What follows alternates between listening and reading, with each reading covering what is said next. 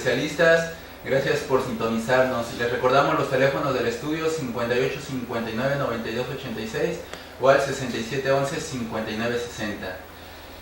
Doctor Zárate, continúanos con este tema tan interesante sobre la nutrición. ¿Cómo puedo saber yo, o platíquelo a los espectadores que nos están sintonizando, que pudieran tener obesidad? ¿Cómo la podemos nosotros diagnosticar y qué es lo que nos sugiere en cuanto al área de la nutrición, por lo que comentaba usted de la dieta hipercalórica? Claro que sí. Bueno, me gustaría hablar un poquito también de la dieta hipercalórica y hacer un leve ejemplo de lo que es una dieta hipercalórica. Más o menos, si se pueden identificar muchísimos de los que están ahorita viéndonos, es que normalmente al inicio de nuestro día es comer café, comer galletas, comer una torta. A mediodía es comer cacahuates, ¿no? A la comida comer arroz, tortillas y terminarlo con refresco, ¿no? De ahí viene la noche y comemos de nuevo un sándwich, unas sincronizadas, ¿no? Entonces, si nosotros vamos haciendo como que la valoración en cuanto a una tabla, estamos encontrando que hay muchísimos carbohidratos, ¿ok? Y no estamos haciendo una buena combinación del famosísimo plato de buen comer, ¿no? Ahora bien, ¿cómo puede el paciente identificarse o cómo pueden ellos encontrar que tienen ya un sobrepeso?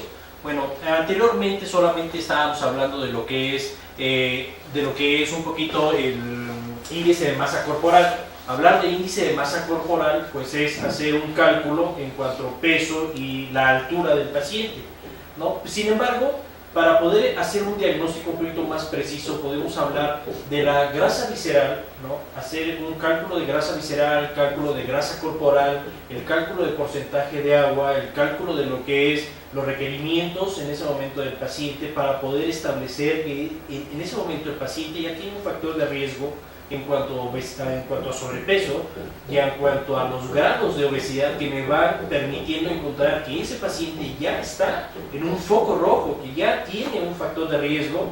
Y bueno, he aquí donde sale el paciente, se me empieza a ubicar en un paciente que, contando todos los factores de riesgo genéticos y ambientales, se empieza a establecer un lugar en donde no hay familia que no tenga un paciente diabético. Y es ahí donde tenemos el punto importante de que la obesidad es como factor de riesgo primordial para desarrollar un padecimiento como la diabetes.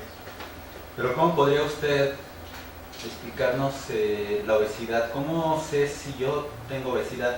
¿Cuál es el diagnóstico? Yo he escuchado que hay pacientes que son delgados, pero desarrollan datos de diabetes mellitus por a lo mejor una cintura aumentada de tamaño, el índice de masa corporal. ¿Cuál es el índice de masa corporal que nosotros podemos decirle a los televidentes que es ya un diagnóstico de obesidad?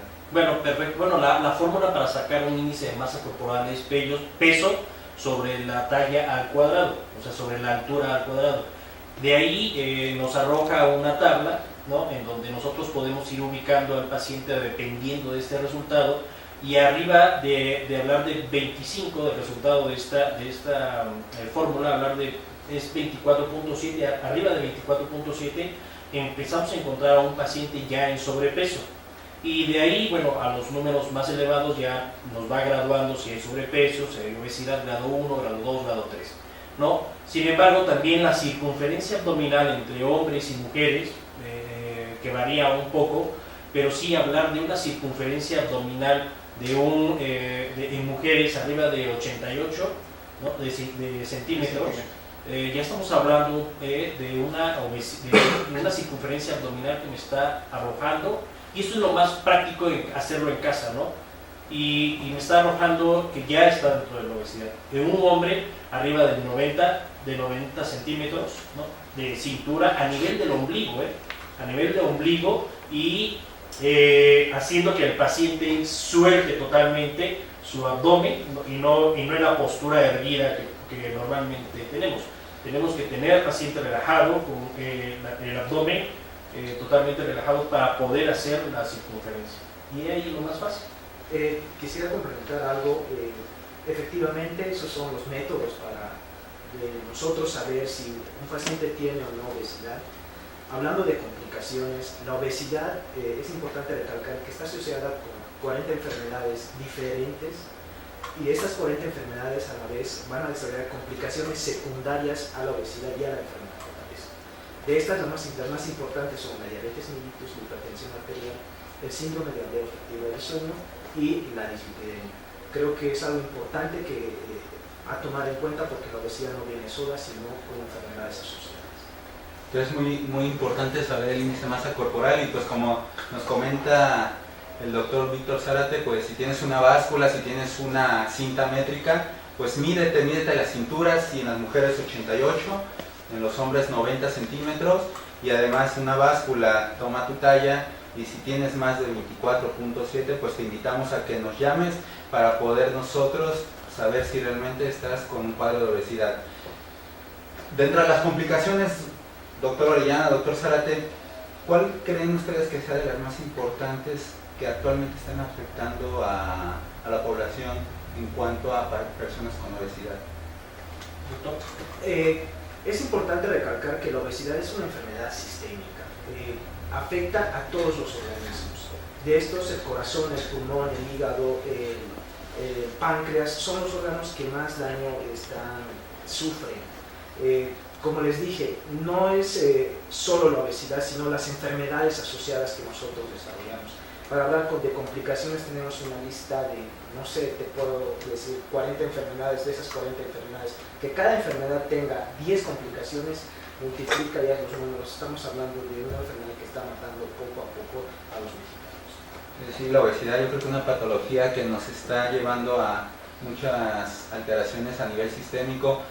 Doctora Cristina, hay una complicación muy importante que nos han preguntado: ¿cómo afecta la obesidad, o principalmente una de sus complicaciones, que es la diabetes mellitus, a nivel de los ojos? Hay algo que nos han dicho que es la retinopatía diabética, pero ¿qué es eso, doctora? Bueno, la retinopatía diabética es una de las múltiples complicaciones a nivel ocular que se pueden presentar secundario a la diabetes mellitus. Los pacientes pueden presentar desde cuadros o alteraciones a nivel retiniano como a nivel del cristalino. El cristalino es uno de los dos lentes poderosos que tiene el ojo, y gracias a estos lentes podemos ver tanto de lejos como de cerca. La retinopatía diabética viene rodeada de muchos mitos que desgraciadamente han hecho que los pacientes no acudan de manera oportuna a un tratamiento.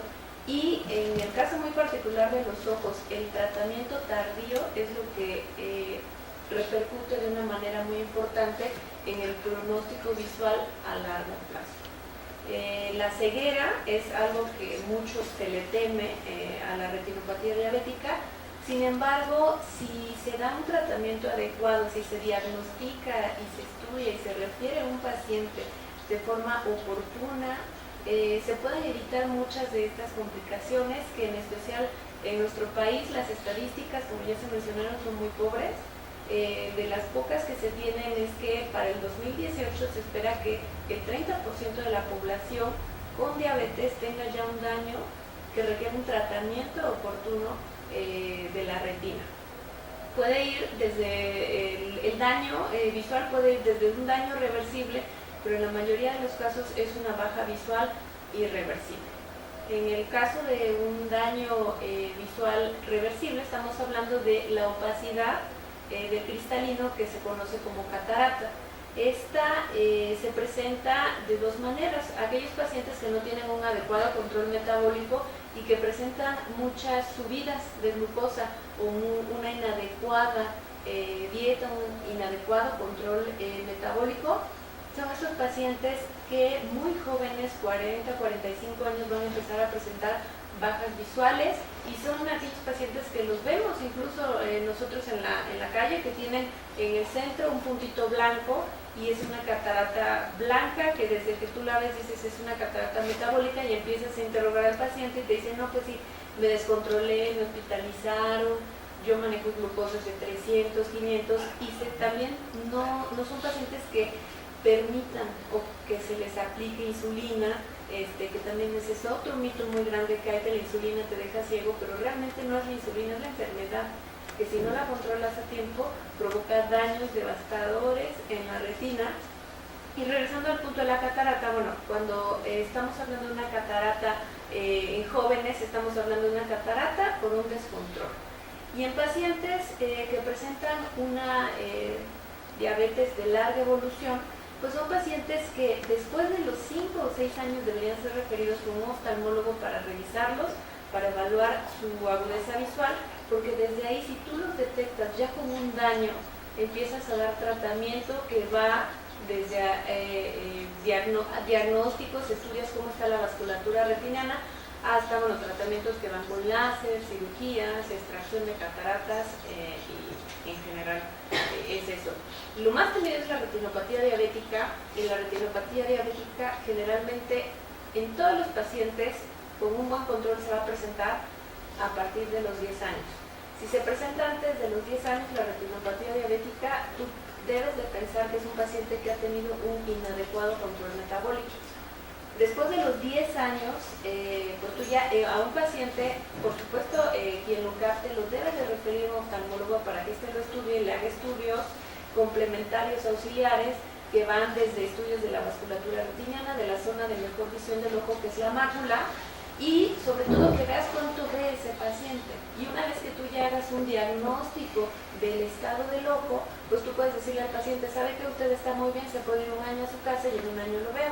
O si tú lo ves, detectas algo que tú quieres estudiar más a fondo, pues tú lo ves, le mandas los estudios, recibes el resultado de los estudios y ya con eso tú puedes decir, ¿sabe qué? Usted requiere tratamiento. Ok. ¿Y el tratamiento, doctora Cristina, es difícil? ¿Es un tratamiento que cómo se puede llevar a cabo? ¿Sí puede evitar la ceguera en los pacientes, como nos platicaba, si se logra hacer una detección a tiempo y un buen control de la insulina? ¿O de plano, ya una vez que la retinopatía es diagnosticada, ya no tiene tratamiento? No le cambien, ahorita la doctora Cristina en el siguiente bloque nos hablará sobre el tratamiento, las opciones.